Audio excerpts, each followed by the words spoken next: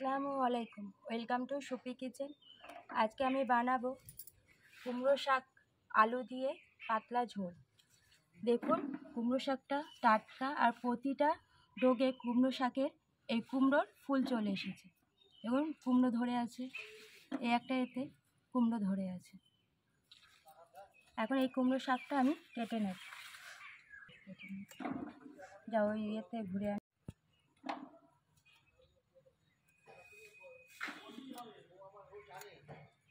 কাটতে দেবে।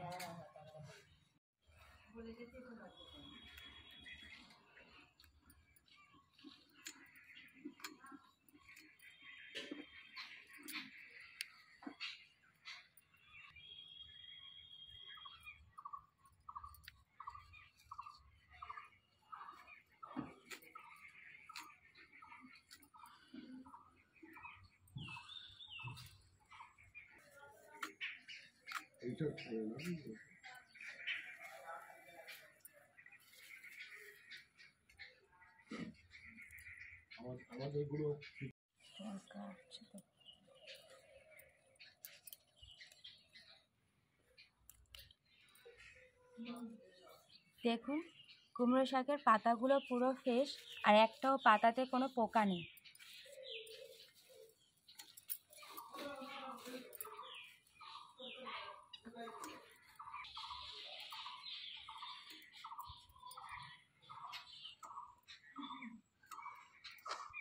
কুমড়ো শাকটা আমার কাটা হয়ে গেছে। এবার কুমড়ো শাকে দেওয়ার জন্য একটা আলু নিয়ে নিয়েছি। এই আলুটা এখন আমি কেটে নেব।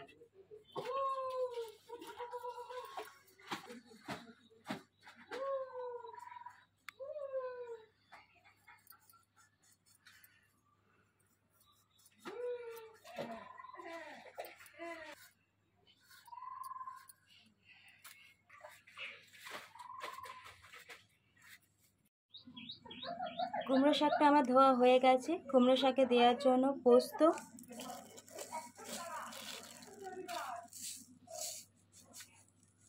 সর্ষে,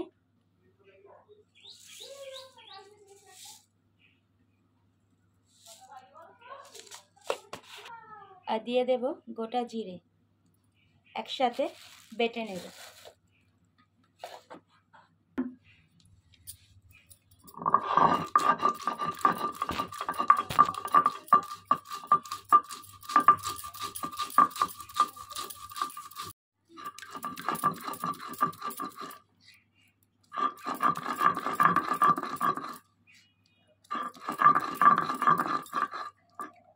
আমার বাটা হয়ে গেছে, এবার রান্নার কাছে চলে যাব।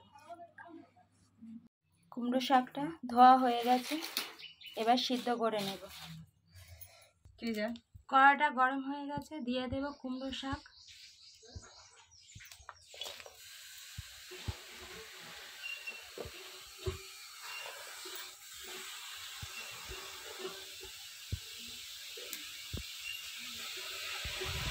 দিয়ে দেব পেঁয়াজ আর কাঁচা লঙ্কা কুচি।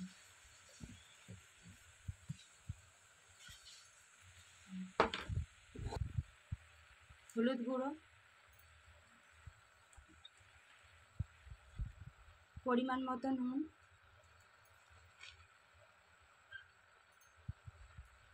দিয়ে দেব গরম জল।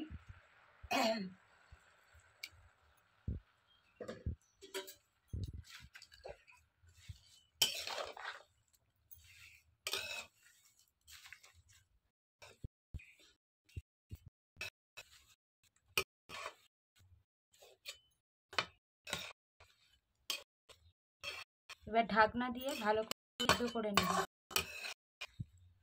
আলু আর শাক। দিয়ে দেব ঢাকনা। ডাঁটা আর আলু ভালোভাবে সিদ্ধ হয়ে গেছে, এবার এটা নামিয়ে ফোড়ন দিয়ে নেব। ফোড়ন দেওয়ার জন্য দিয়ে দেব তেল,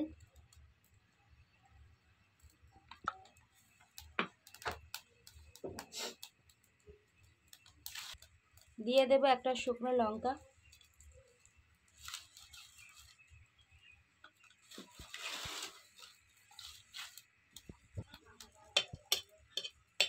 দিয়ে দেব রসুন থেতো করা,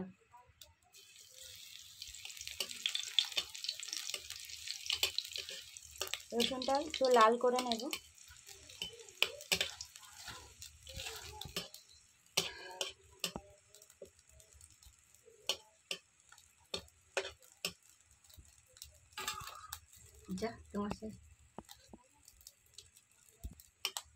রসুনটা লাল হয়ে গেছে, এবার দিয়ে দেব সিদ্ধ করে রাখা কুমড়ো আলু। এই কুমড়ো শাক আর আলু।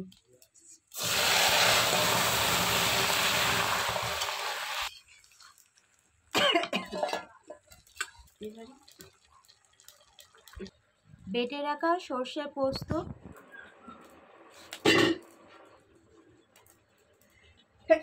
জিরে একটু জল দিয়ে পাতলা করে নেবে।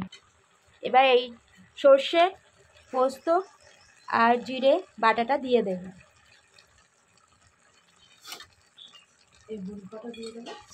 দিয়ে দেব ভেজে রাখা বড়ি।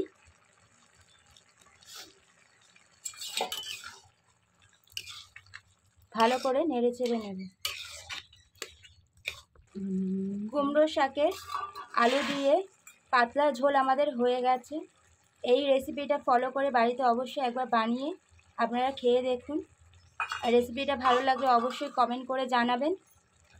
তরকারিটা এখন হয়ে গেছে, আমরা নামিয়ে নেব। রেসিপিটা ভালো লেগে থাকলে সুপি কিচেনকে বেশি বেশি করে শেয়ার করুন আর সাবস্ক্রাইব করে সুপি কিচেনের পাশে থাকুন। এখানে আমার ভিডিওটা শেষ করছি। টাটা।